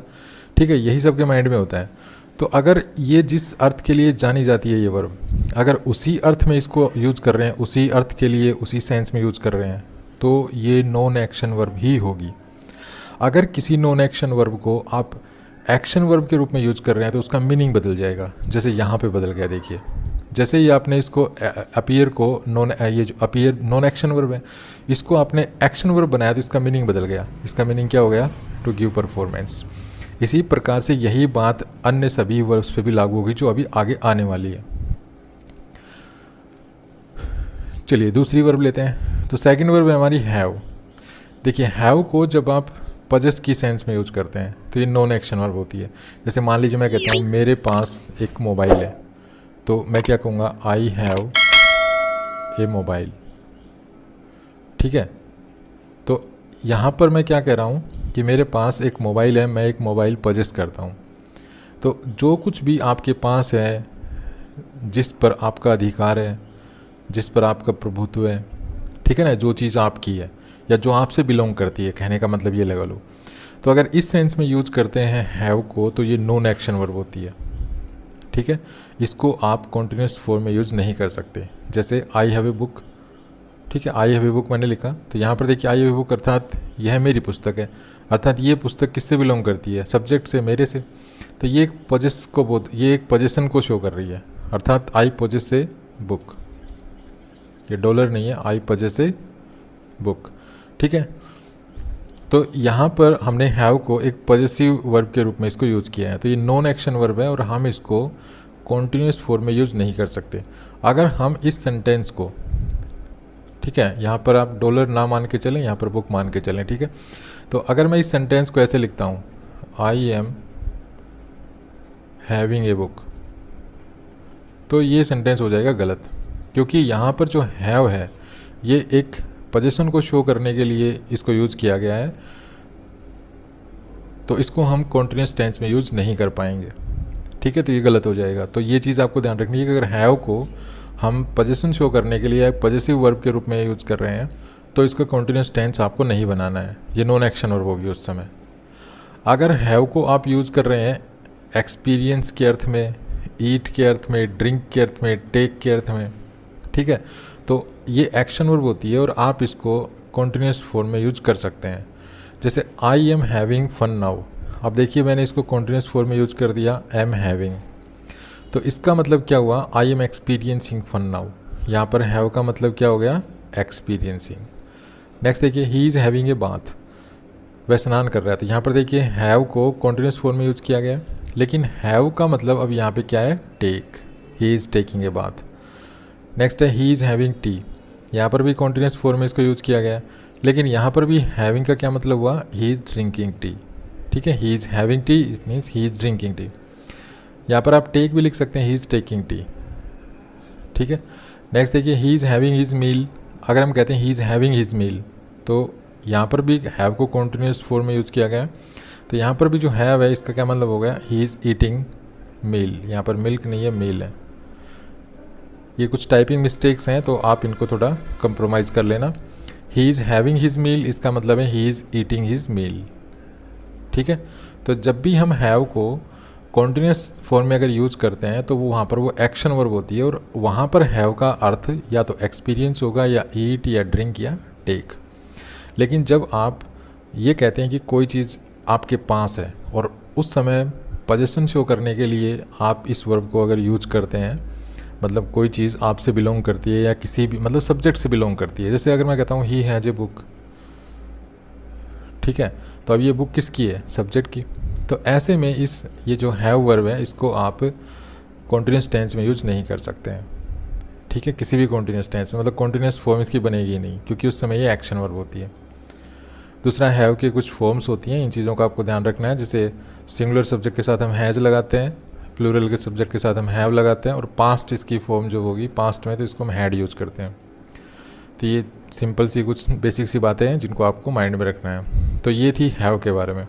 अगर फिर भी आपको कोई कन्फ्यूजन होता है तो आप कमेंट बॉक्स में आप उसको लिख सकते हैं, मैं उसको फिर क्लियर करने की कोशिश करूँगा। नेक्स्ट है हियर। अब देखिए, ये एक बहुत ही मुश्किल वर्ब है, इसको समझना काफ़ी थोड़ा सा मुश्किल बनता है। हियर का मतलब होता है सुनना, ठीक है। जब आप कोई भी चीज़ सुनते हैं अपने कानों से तो वहाँ पर हियर वर्ब यूज़ करते हैं। जब कोई भी साउंड आपके कानों तक आती है और आपको सुनाई देती है तो उस समय ये जो वर्ब होती है हियर, ये एक नॉन एक्शन वर्ब होती है। क्योंकि अगर आपके पास कोई शोर हो रहा है, कोई म्यूजिक बज रहा है, तो वो आपके कानों तक आएगा, आप नहीं चाहेंगे तब भी वो कानों तक तो आएगा आपके, और उस समय वो आपको सुनाई देगा। तो उस केस में आप कहेंगे हियर, वहाँ पर आप हियरिंग नहीं कह सकते, ठीक है, क्योंकि वहाँ पर आप जो आपके कानों तक जो साउंड आ रही है आप उसको अननोइंगली या विदाउट एनी पर्पज़ सुन रहे हैं। आपका पर्पज़ नहीं है उसको सुनने का, लेकिन वो आपको सुनाई देगी। तो ऐसे में जब आप बिना किसी पर्पज़ के कोई साउंड सुन रहे हैं, भले ही आप ना चाहते हो, लेकिन अगर आपके कान सही है, श्रवण शक्ति अच्छी है, बहरे नहीं है, तो इसका मतलब वो साउंड तो आपके पास आएगी कानों तक। तो ऐसे केस में इस कॉन्टेक्स्ट में हियर को कॉन्टिन्यूस फॉर्म में यूज़ नहीं किया जाता। जैसे आपके पास कोई म्यूजिक बज रहा है दाएं बाएं, तो आप कहते हैं आई हियर द म्यूजिक, यार मुझे म्यूजिक सुनाई दे रहा है, ठीक है। तो यहाँ पर आप हियर को सिर्फ इंडेफिनेट टेंस में यूज़ कर सकते हैं, प्रेजेंट इंडेफिनेट में, इसकी कॉन्टिन्यूस फॉर्म नहीं लिख सकते। अगर आप ऐसे लिखते हैं I am hearing the music, तो ये हो जाएगा गलत। वैसे ये गलत नहीं है, ठीक है। मैं एक चीज़ बता दूँ आपको, ये सेंटेंस वैसे गलत नहीं है। ये उस केस में गलत नहीं है जैसे आप पर्पजली इस हियर, जो ये एक्शन है हियर, अगर आप इसको पर्पजली कर रहे हैं, जैसे आपने कानों में लीड लगा रखी है, तो वहाँ पर आप लिसन भी यूज़ कर सकते हैं, लिसन टू, जैसे I am listening to the music, ये कह सकते हैं, लेकिन वहाँ पे आप हियरिंग भी कह सकते हैं, ठीक है। तो अगर आप हियर अर्थात सुनना, ये आप बिना किसी पर्पज़ के सुनते हैं, मतलब ज़बरदस्ती आपके कानों तक आ रही है, आप नहीं चाहते लेकिन फिर भी आपके कानों तक आ रही है, भाई आपके कान अच्छे हैं, सुन शक्ति अच्छी है, तो आपके कानों तक तो आएगी, कोई भी साउंड हो रही होगी दाएं बाएं, तो ऐसे केस में आप हियर वर्ब यूज़ करेंगे। लेकिन अगर आप पर्पज़ के साथ सुन रहे हैं तो वहाँ पर आप हियरिंग भी लिख सकते हैं, ठीक है, लिसनिंग टू भी लिख सकते हैं, हियरिंग भी लिख सकते हैं। तो ये तो होगा हियर कि कब आपको इसको नॉन एक्शन वर्ब के रूप में यूज़ करना है, इसका कॉन्टिन्यूस टेंस नहीं बनेगा। उसके बाद आता है एक्शन वर्ब। तो देखिए, हियर को एक्शन वर्ब आप कब बना सकते हैं, if you listen to someone giving his opinion और इन्फॉर्मेशन। अगर आप किसी ऐसी व्यक्ति की बातों को सुनते हैं जो अपनी ओपिनियन या आपको कोई इन्फॉर्मेशन दे रहा है, ठीक है, और आप उनकी बातों को सुन रहे हैं, तो वहाँ पर आप हियर को कॉन्टिन्यूस टेंस बना सकते हैं। वहाँ पर ये एक्शन वर्ब होती है, क्योंकि वहाँ पर आप किसी की बातों को पर्पज़ के साथ सुन रहे हैं, ठीक है। आप अगर आपको सुनाई भी नहीं देगा फिर भी आप कानों को थोड़ा सा और ध्यान से सुनेंगे। जैसे I am hearing from people that the short circuit was the cause of the fire. जैसे मान लीजिए कहीं पे आग लग गई और वहाँ पे आप पहुँचे, आप रिपोर्टर हैं, तो वहाँ पर आपने लोगों से क्या सुना, उनकी ओपिनियन सुनी, उन्होंने जो इन्फॉर्मेशन दी आपको वो सुनी आपने, तो इस सुनने को जब आप कहेंगे तो वहाँ पर आप हियर को पर्पज़ के साथ, मतलब आपने जो सुना वो एक पर्पज़ के साथ सुना। ऐसा नहीं कि लोग ऐसे ही बोल रहे थे और वो विदाउट एनी पर्पज़ के आपके कानों तक आ रही थी और सुनाई दे रही थी, ऐसा नहीं है। आपने सुना, उसको जानबूझकर सुना, ठीक है ना। तो जब भी कोई आपको अपनी ओपिनियन बताता है आपको, और आपको कोई इन्फॉर्मेशन देता है और आप उसको सुनते हैं, तो उस केस में आप हियर को कॉन्टिन्यूस फॉर्म में यूज़ कर सकते हैं, क्योंकि वहाँ पर जो हियर है वो एक एक्शन वर्ब होगी। जैसे यहाँ पे देखिए, आई एम हियरिंग। नेक्स्ट है when someone hears something to make a decision. जब कोई व्यक्ति कोई चीज़ सुनता है और उस सुनने के आधार पर वो डिसीजन देता है, तो इस केस में भी जो है वो पर्पजली सुनता है किसी को, ठीक है ना। ऐसे तो विदाउट एनी पर्पज़ तो सुनता नहीं है, पर्पजली सुनेगा तभी तो डिसीजन देगा। भाई कुछ सुनने के बाद और फिर डिसाइड करेगा कुछ और फिर डिसीजन देगा, तो इसका मतलब वो पर्पज़ के साथ ही सुन रहा है।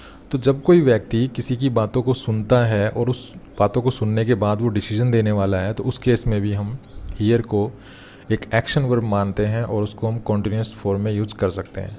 जैसे द जज इज़ हियरिंग द केस, तो यहाँ पर कॉन्टिन्यूस फॉर्म में इसको यूज़ किया गया है, क्योंकि जज जो है वो मामले की सुनवाई कर रहे हैं, अर्थात केस के बारे में सुन रहा है, लोगों की राय, उनकी ओपिनियन, उनकी जो इन्फॉर्मेशन वो जान रहा है, उसके बाद वो डिसीजन देगा। तो यहाँ पर कॉन्टिन्यूस फॉर्म में इसको यूज़ किया गया। नेक्स्ट है to understand what someone is saying. भाई जो कोई भी आपके सामने बोल रहा है उसकी बातों को आप समझ रहे हैं, तो इस अंडरस्टैंड की सेंस में आप उसकी बातों को समझ रहे हैं, तो इस सेंस में भी आप हियर को कॉन्टिन्यूस फॉर्म में यूज़ कर सकते हैं। जैसे आर यू हियरिंग मी, इसका मतलब है do you understand what I am saying, ठीक है भाई आप क्या मैं जो बोल रहा हूँ क्या आप वो समझ रहे हैं। तो यहाँ पर जो हियर है ना, इसका मतलब क्या है, अंडरस्टैंड। तो अगर हियर को आप अंडरस्टैंड की सेंस में यूज़ करें तो वहाँ पर भी हियर को कॉन्टिन्यूस फॉर्म में आप यूज़ कर सकते हैं। तो ये है हियर के बारे में कि हियर को कब नॉन एक्शन वर्ब ट्रीट करना है, कब एक्शन वर्ब ट्रीट करना है, कब हियर को कॉन्टिन्यूस फॉर्म में यूज़ करना है, कब कॉन्टिन्यूस फॉर्म में यूज़ नहीं करना है। नेक्स्ट वर्ब है लुक। तो देखिए, लुक के दो मीनिंग होते हैं। लुक का मतलब देखना भी होता है, लुक का मतलब दिखना या प्रतीत होना भी होता है, ठीक है।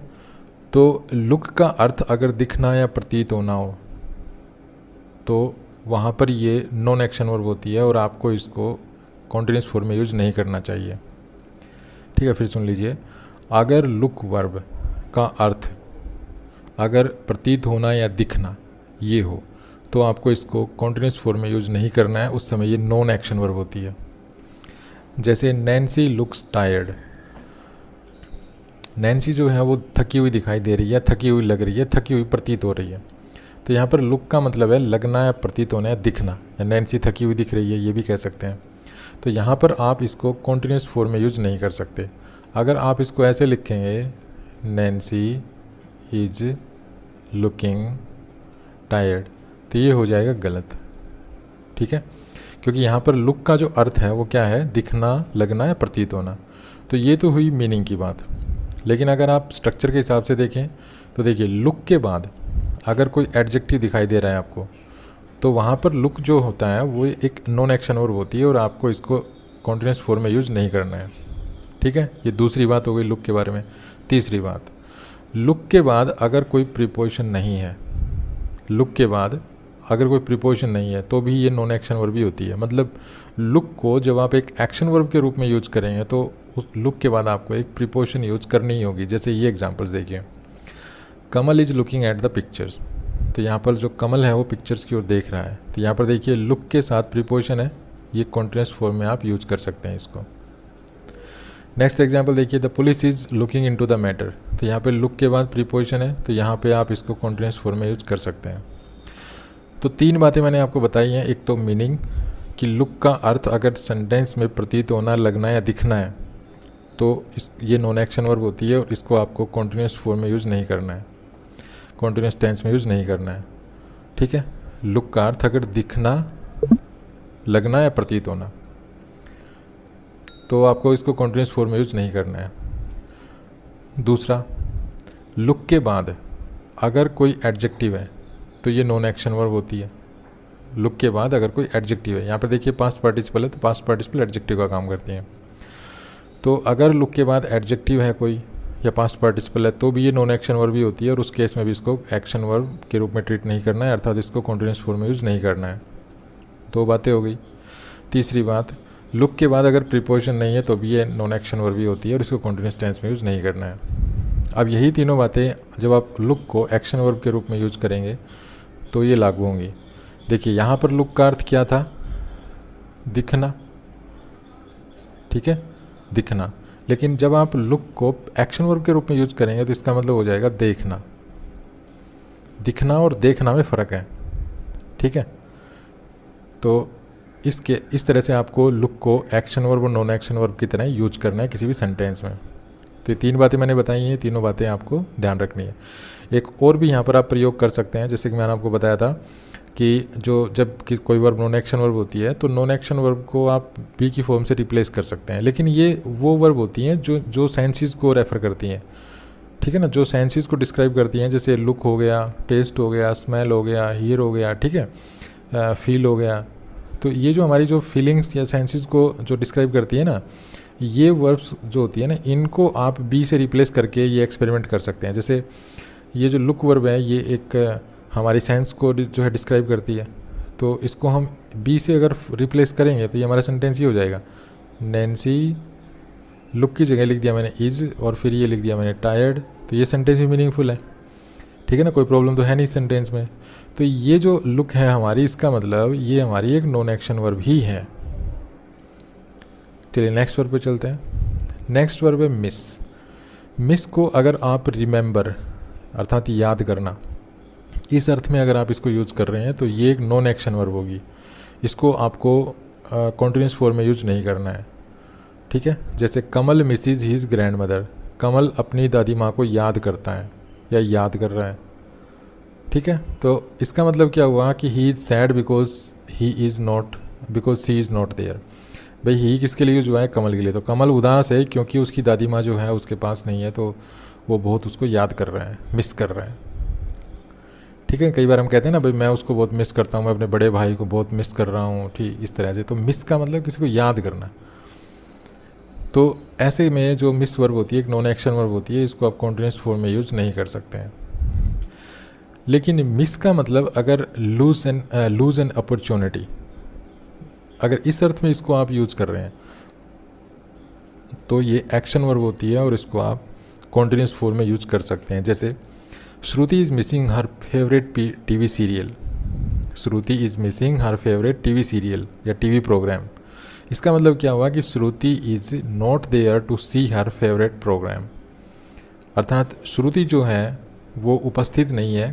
मान लीजिए कोई प्रोग्राम चल रहा है टीवी में और श्रुति का वो फेवरेट टीवी प्रोग्राम है और वो उसको मिस कर दिया उसने या मिस कर रही है, इसका मतलब श्रुति घर पे नहीं है। तो इसका मतलब वो प्रोग्राम की जो टीवी पे जो प्रोग्राम आ रहा है वो प्रोग्राम देखने की जो अपॉर्चुनिटी है वो उसने उसको लूज़ कर दिया, ठीक है। तो इस तरह से ये अगर मिस का अर्थ लूज़ एन अपॉर्चुनिटी हो तो इसको आप कॉन्टिन्यूस फॉर्म में इस तरह से यूज़ कर सकते हैं। तो ये थी मिस वर्ब। नेक्स्ट है सी। सी का मतलब क्या होता है, देखना, ठीक है। सी का क्या मतलब होता है, देखना। अगर आप इसको देखना के अर्थ में यूज कर रहे हैं तो ये नॉन एक्शन वर्ब होती है, ठीक है। देखना या अंडरस्टैंड, इस अर्थ में अगर आप इसको यूज करते हैं तो ये नॉन एक्शन वर्ब होती है और इसको आप कॉन्टिन्यूस फॉर्म में यूज नहीं कर सकते। जैसे आई सी हर, मैं उसको देख रहा हूँ, इसका मतलब I see her with my eyes. Next है I see what you mean. यहाँ पर सी का क्या मतलब है, आई कैन अंडरस्टैंड या I understand what you mean. भाई जो आपका अर्थ है कहने का वो मैं समझ रहा हूँ। तो इन दोनों केसेस में आप इसको कॉन्टिन्यूस फॉर्म में यूज़ नहीं कर सकते, क्योंकि यहाँ पर सी का मतलब है देखना, ठीक है। अपनी आँखों से जब कोई चीज़ देखते हैं हम तो वहाँ पर हम इसको कॉन्टिन्यूस फॉर्म में यूज़ नहीं करते हैं, नॉन एक्शन वर्ब होती है। और यहाँ पर सी का अर्थ है अंडरस्टैंड। तो जब सी का मतलब देखना हो और अंडरस्टैंड हो तो वहाँ पर ये नॉन एक्शन वर्ब होती है और आप उसको कॉन्टिन्यूस फॉर्म में यूज़ नहीं कर सकते हैं, ठीक है। नेक्स्ट है अगर आप सी को विजिट, कंसल्ट या मीट, चीज़ में अगर इन अर्थों में अगर यूज़ कर रहे हैं तो ये एक्शन वर्ब होती है और आप इसको कॉन्टिन्यूस टेंस में यूज़ कर सकते हैं।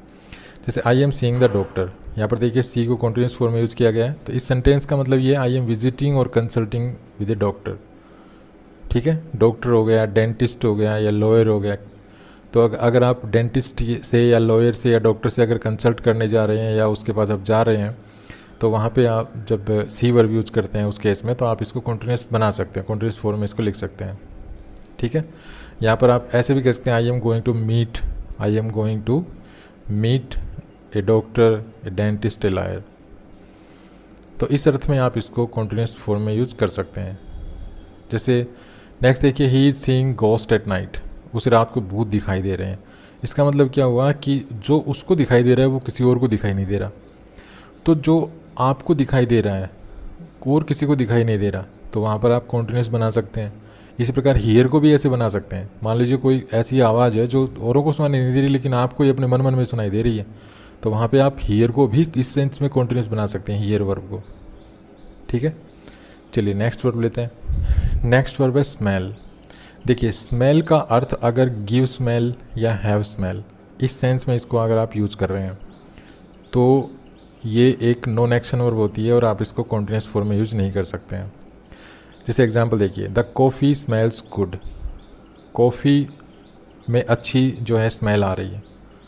ठीक है, तो इसका मतलब the coffee has a good smell, the coffee has a good smell. एक दूसरा पॉइंट जो आप यहाँ पर आप नोट कर सकते हैं वो ये है, देखिए ये जो स्मेल वर्ब है इसके बाद ये एडजेक्टिव है। ठीक है, तो स्मेल के बाद अगर एडजेक्टिव हो तो ये नॉन एक्शन वर्ब होगी, इसको आप कॉन्टिन्यूस टेंस में यूज़ नहीं कर पाएंगे। एक और इम्पोर्टेंट पॉइंट कि आप इसको, ये जो स्मेल है क्योंकि हमारी सेंस को रेफ़र करती है, तो इसको आप बी की फॉर्म से रिप्लेस करके भी देख सकते हैं। तो अगर मैं इसको इज लिखूँ, यहाँ पर इज लिख दूँ और मैं ये कहूँ द कॉफ़ी इज़ गुड, तो इसका मतलब ये मीनिंगफुल सेंटेंस है, और मीनिंगफुल सेंटेंस है तो इट मीन्स ये यहाँ पर जो स्मेल वर्ब है ये एक नॉन एक्शन वर्ब है, मुझे इसको कॉन्टिन्यूस फॉर्म में यूज़ नहीं करना चाहिए। ठीक है, नेक्स्ट है स्मेल को अगर आप एक्ट ऑफ स्मेलिंग के सेंस में अगर देखें, अगर एक्ट ऑफ स्मेलिंग के संदर्भ में अगर आप इसको देखें तो ये एक एक्शन वर्ब होती है, इसको आप कॉन्टिन्यूस फॉर्म में यूज़ कर सकते हैं। जैसे I M smelling the flowers, मैं फूलों को सूंघ रहा हूँ, मतलब मैं ये स्मेलिंग का एक्शन मैं खुद कर रहा हूँ, ये सब्जेक्ट कर रहा है। तो यहाँ पर देखिए ये कॉन्टिन्यूस फॉर्म में यूज हो गई। इसका मतलब क्या है, आई एम स्नीफिंग द फ्लावर्स। ठीक है, आई एम स्नीफिंग द फ्लावर्स, मैं फूलों को सूंघ रहा हूँ। तो यहाँ पर देखिए अगर स्मेल का अर्थ कोई गंध देना हो, ठीक है ना, गंध देना, तो ये नॉन एक्शन वर्ब होती है। जैसे कॉफ़ी स्मेल्स गुड, जो कॉफ़ी है ये गंध दे रही है, कैसी, अच्छी, गुड। ठीक है, तो यहाँ पर ये नॉन एक्शन वर्ब है। लेकिन अगर स्मेल का अर्थ सूंघना हो, सूंघना, स्निफ करना, तो वहाँ पर यहाँ पर ये एक्शन वर्ब होगी और आप इसको कॉन्टिन्यूस फॉर्म में यूज़ कर सकते हैं। अगर स्मेल का मतलब गंध देना होगा, तो किस में अच्छी गंध आती है, किस में अच्छी स्मेल आ रही है, वो नाउन वहाँ पे मिलेगा। जैसे यहाँ पे कॉफ़ी में अच्छी गंध आती है तो कॉफ़ी शुरू में लिखा हुआ है। लेकिन अगर स्मेल एक्शन वर्ब होगी, इसका मतलब सूंघना होगा, तो सब्जेक्ट जो होगा वो एक डूअर होगा, मतलब कौन सूंघ रहा है वो शुरू में होगा। जैसे यहाँ पर I am smelling the flowers, मैं फूलों को स्निफ कर रहा हूँ, स्मेल कर रहा हूँ, तो स्मेल का एक्शन कर रहा है, वो एक्ट कर रहा है। कौन एक्ट कर रहा है, ये सब्जेक्ट। सूंघने का काम कौन कर रहा है, ये सब्जेक्ट। तो ये दोनों स्ट्रक्चर में डिफरेंस होता है। ठीक है, यहाँ पर भी स्मेल है, यहाँ पर भी स्मेल है, लेकिन यहाँ पर स्मेल का एक्ट करने वाला अर्थात डूअर, इस एक्शन को डूअर, ठीक है ना, इस एक्शन को करने वाला यहाँ पे नहीं है। यहाँ पे सब्जेक्ट क्या है, यहाँ पे स्मेल का जो सोर्स है, स्मेल का जो सोर्स है वो लिखा हुआ है। स्मेल का सोर्स क्या है, कॉफ़ी। लेकिन यहाँ पर जो स्मेल का जो डूअर है, स्मेल एक्शन का जो डूअर है वो लिखा हुआ है सब्जेक्ट, तो यहाँ पर ये एक्शन वर्ब है। ठीक है, दूसरा एक और इम्पोर्टेंट पॉइंट देखिए, यहाँ पर स्मेल के बाद एडजेक्टिव लिखा हुआ है। ठीक है, तो स्मेल के बाद, टेस्ट के बाद, इनके बाद अगर एडजेक्टिव हो तो ये नॉन एक्शन वर्ब होती है और कॉन्टिन्यूस फॉर्म में यूज़ नहीं की जाती। यहाँ पर स्मेल के बाद देखिए एडजेक्टिव नहीं है बल्कि नाउन है। ठीक है, तो ऐसे में इसको हम एक्शन वर्ब के रूप में ट्रीट कर सकते हैं और इसको कॉन्टिन्यूस फॉर्म में लिख सकते हैं। नेक्स्ट है टेस्ट। सेम यही कहानी जो हमने अभी स्मेल के बारे में पढ़ी है, सेम वही टेस्ट के बारे में है। देखिए, टेस्ट का मतलब अगर हैव द टेस्ट हो, ठीक है, या गिव द टेस्ट हो, तो ये नॉन एक्शन वर्ब होती है और इसको हम कॉन्टिन्यूस फॉर्म में नहीं लिख सकते हैं। जैसे the coffee taste good, coffee का स्वाद अच्छा है। ठीक है, इसका मतलब क्या हुआ, the coffee has a good taste. तो इस ये जो यहाँ पर टेस्ट वर्ब है ये नॉन एक्शन वर्ब है। लेकिन अगर आप इसको एक्ट ऑफ टेस्टिंग के रूप में देखें तो ये एक्शन वर्ब होती है और आप इसको कॉन्टिन्यूस फॉर्म में यूज़ कर सकते हैं। जैसे I am tasting the cake, इसका मतलब I am trying the cake to see what it taste like, मतलब ये कोशिश कर रहा हूँ मैं केक को टेस्ट करने की कैसा लगता है। तो यहाँ पर जो टेस्ट है ये एक एक्शन वर्ब है। दूसरा वही डिफरेंसेस अगर हम वही बातें अगर हम इस वर्ब पे अगर देखें जो हमने अभी स्मेल के बारे में पढ़ी थी, तो वही चीज़ें हम यहाँ पर भी देखिए कंसिडर कर सकते हैं। कैसे देखिए, टेस्ट का मतलब क्या है, स्वाद देना। तो अगर किसी चीज़ का अगर कोई चीज़ किसी चीज़ का स्वाद, उस स्वाद को देने की बात, या किसी चीज़ में कोई स्वाद है, तो आप अगर इस सेंस में इसको यूज़ कर रहे हैं स्वाद देना, तो ये नॉन एक्शन वर्ब होगी, ठीक है। लेकिन अगर आप टेस्ट को चखना, ठीक है, जैसे हम चखते हैं ना कोई भी चीज़, अगर चख के देखते हैं टेस्ट कैसा हम देखते हैं, तो इस सेंस में अगर आप इसको यूज़ करेंगे तो ये एक्शन वर्ब होगी और आप इसको कॉन्टिन्यूस टेंस में यूज़ कर सकते हैं। ये तो हो गया मीनिंग। आप इसको मीनिंग जो सेंटेंस अगर लिखा हुआ है कहीं तो वहाँ पर इसको आप कॉन्टेक्स्ट के हिसाब से देख सकते हैं, चेक कर सकते हैं। दूसरा यहाँ पर टेस्ट के बाद देखिए एडजेक्टिव लिखा हुआ है, ठीक है। तो ये टेस्ट के बाद, स्मेल के बाद मैंने बताया था कि एडजेक्टिव अगर लिखा हुआ है तो इट मीन्स ये नॉन एक्शन वर्ब है, ठीक है, और आप इसको कॉन्टिन्यूस टेंस में यूज़ नहीं कर पाएंगे। यहाँ पर टेस्ट के बाद देखिए नाउन लिखा हुआ है तो यहाँ पर ये एक्शन वर्ब है, ठीक है। एक ये पॉइंट हो गया। अगला पॉइंट देखिए, यहाँ पर टेस्ट अर्थात टेस्ट करने वाला नहीं है सब्जेक्ट, बल्कि ये टेस्ट का सोर्स क्या है ये लिखा हुआ है। तो टेस्ट का सोर्स क्या है, कॉफ़ी, ठीक है, या कॉफ़ी के टेस्ट के बारे में बताया गया है। अर्थात ये तो है सोर्स और ये है इस सोर्स, ये कॉफ़ी का टेस्ट, और टेस्ट कैसा ये आगे एडजेक्टिव के द्वारा बताया गया है। तो यहाँ पर इस सेंस में ये जो है एक नॉन एक्शन वर्ब होती है ये। लेकिन यहाँ पर ये जो टेस्ट करने वाला है ये डूअर लिखा हुआ है, सब्जेक्ट देखिए, ये टेस्ट करने वाला है, ये शुरू में लिखा हुआ है सब्जेक्ट, मतलब सब्जेक्ट टेस्ट कर रहा है। यहाँ पर कोई पर्सन नहीं है सब्जेक्ट जो टेस्ट करेगा, तो यहाँ पर ये नॉन एक्शन वर्ब है। यहाँ पर जो टेस्ट करेगा वो पर्सन लिखा हुआ है, ये डूअर है, तो ये एक्शन वर्ब बन जाएगी, ठीक है। तो इस तरह से आप इसको एक्शन और नॉन एक्शन के रूप में इसको पहचान सकते हैं। नेक्स्ट हम इसको बी की फॉर्म से रिप्लेस करके भी देख सकते हैं। जैसे द कॉफ़ी टेस्ट गुड, मान लीजिए मुझे नहीं पता ये एक्शन वर्ब है कि नॉन एक्शन वर्ब है, तो मैं इसको एक बार बी की फॉर्म से रिप्लेस करके देख लेता हूँ। The coffee is good, meaningful sentence है, तो इट मीन्स ये मेरी नॉन एक्शन वर्ब है, इसको मुझे कॉन्टिन्यूस फॉर्म में यूज़ नहीं करना चाहिए।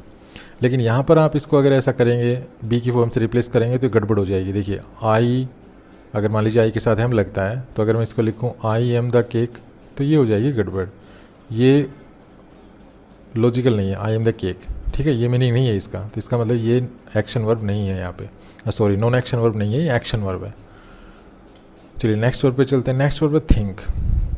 देखिए थिंक का मतलब, थिंक का प्रयोग अगर आप अपनी ओपिनियन देने के लिए कर रहे हैं, ठीक है ना, ओपिनियन देने के लिए अगर कर रहे हैं, मतलब आपकी कोई ओपिनियन है और उस सेंस में अगर आप इसको यूज़ कर रहे हैं तो नॉन एक्शन वर्ब होती है। जैसे he thinks the test is easy, उसे लगता है कि जो टेस्ट है वो आसान है, इसका मतलब वो अपनी ओपिनियन दे रहा है, वो टेस्ट को आसान कंसिडर कर रहा है, ठीक है। तो यहाँ पर ही अपनी ओपिनियन दे रहा है, ओपिनियन के लिए इसको यूज़ किया गया, तो ये यहाँ पर ये नॉन एक्शन वर्ब होगी और इसको आप कॉन्टिन्यूस टेंस में यूज़ नहीं कर सकते। यहाँ पर मतलब आप ये नहीं कर सकते ही इज़ थिंकिंग। दूसरा आप यहाँ पे देखिए जो दैट है ना, वो यहाँ पे दैट अंडरस्टूड है, he thinks that the test is easy, ठीक है, तो यहाँ पे दैट अंडरस्टूड है। तो अगर थिंक के बाद अगर कहीं दैट की सेंस आ रही हो, दैट लिखा हुआ हो या उसको ड्रॉप कर रखा हो, अगर ड्रॉप कर रखा है तो वहाँ पर वो दैट की सेंस आ रही है, तो इसका मतलब वहाँ पे कोई ओपिनियन दी जा रही है, कोई पर्सन है वो अपनी ओपिनियन दे रहा है, और उस केस में आप इसको एक्शन वर्ब नहीं ट्रीट कर सकते, वहाँ पर वो नॉन एक्शन वर्ब होगी और आप उसको कॉन्टिन्यूस फॉर्म में यूज़ नहीं कर पाएंगे। नेक्स्ट है, अगर थिंक को आप प्रोसेस ऑफ थिंकिंग के संदर्भ में अगर देखते हैं तो वहाँ पर ये एक्शन वर्ब हो जाएगी और आप इसको कॉन्टिन्यूस टेंस में यूज़ कर सकते हैं। जैसे she is thinking about the question, मतलब वो एक क्वेश्चन के बारे में सोच रही है, अर्थात जो थिंकिंग की जो प्रोसेस है वो उसके दिमाग में चल रही है, ठीक है ना। तो ऐसे किस केस में आप इसको कॉन्टिन्यूस फॉर्म में यूज़ कर सकते हैं। नेक्स्ट वर्ब है वे। वे का मतलब है किसी का वेट होना, किसी में वजन का होना, तो उस केस में ये नॉन एक्शन वर्ब होगी। जैसे the table weigh a lot, table का वजन बहुत ज़्यादा है, मतलब टेबल इज़ हैवी।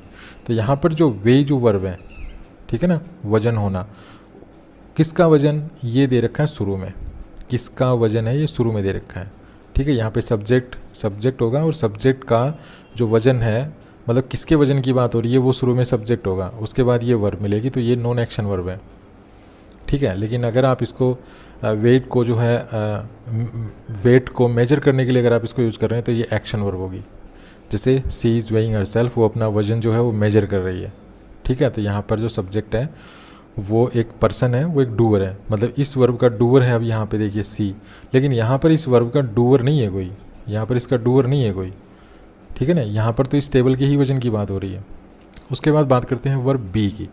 तो देखिए बी की जो फॉर्म होती हैं वो आप समझते ही होंगे, प्रेजेंट में होती हैं इज़, एम, आर, और पास्ट में होती है वॉज और वर, ठीक है। ये इसकी प्रेजेंट और पास्ट में ये फॉर्म्स होती हैं। तो ये नॉन एक्शन वर्ब तब होती है जब ये किसी स्टेट या किसी अवस्था का बोध कराती है। जैसे कमल इज़ अमेरिकन, ठीक है, कमल इज़ अमेरिकन। तो यहाँ पर कमल एक अमेरिकन है, ये स्टेट का बोध करा रही है, तो यहाँ पर ये नॉन एक्शन वर्ब है। इसका मतलब क्या हुआ, कमल इज़ एन अमेरिकन सिटीजन। लेकिन अगर इस बी का अर्थ बिहेव करना हो तो ये एक्शन वर्ब बन जाएगी। जैसे Kamal is being very American, इसका मतलब है Kamal is behaving like an American, like an American, ठीक है।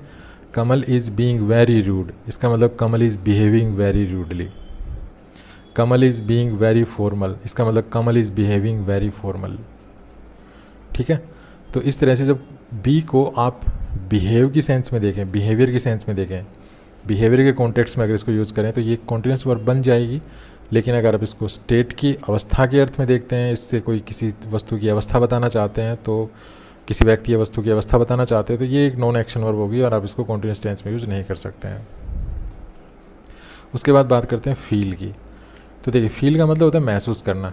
तो सेंटेंस पढ़ते हैं पहले, देखिए द मसाज फील्स ग्रेट, इसका मतलब जो मसाज है उसकी जो फीलिंग है वो बहुत ही प्लीजिंग है। मतलब इस सेंटेंस का क्या मतलब निकलेगा, the massage has a pleasing feeling. किसी वस्तु की जो फीलिंग है वो हमें अच्छी महसूस हो रही है, हमें अच्छा लग रहा है, तो वहाँ पर हम ये इसको नॉन कॉन्टिन्यूस वर्ब के रूप में यूज़ करेंगे, नॉन एक्शन वर्ब के रूप में यूज़ करेंगे। नेक्स्ट सेंटेंस देखिए, I feel we shouldn't do it, यहाँ पर हम अपनी ओपिनियन दे रहे हैं, ठीक है। आई फील मुझे लगता है, वी शुडंट डू इट हमें ये नहीं करना चाहिए। तो यहाँ पर फील के बाद देखिए वही थिंक वाली कहानी है, यहाँ पर भी दैट अंडरस्टूड है, ठीक है। तो यहाँ पर दैट अंडरस्टूड है, आगे एक नई क्लॉज है, तो ये फील यहाँ पे नॉन कॉन्टिन्यूस वर्ब है, नॉन एक्शन वर्ब है, हम इसको कॉन्टिन्यूस फॉर्म में यूज़ नहीं करेंगे। अगर आप फील को हेल्दी या टच की सेंस में यूज़ करते हैं तो ये एक्शन वर्ब बन जाएगी और फिर आप इसको कॉन्टिन्यूस फॉर्म में यूज़ कर सकते हैं। जैसे I am not feeling well today, इसका मतलब I am not feeling healthy today, ठीक है। यहाँ पर आप इस अपनी हेल्थ बताने के लिए इसको यूज़ कर रहे हैं, तो यहाँ पर आप इसको कॉन्टिन्यूस फॉर्म में यूज़ कर सकते हैं। तो इस सेंटेंस का मीनिंग है आई एम ए लिटल सिक, तो यहाँ पर अपनी हेल्थ बताने के लिए यूज़ कर रहे हैं, तो ये एक्शन वर्ब बन जाएगी, आप इसको कॉन्टिन्यूस फॉर्म में यूज़ कर सकते हैं। उसके बाद बात करते हैं टच की। तो देखिए the doctor felt my veins, doctor ने मेरी जो नसें हैं वो टच की।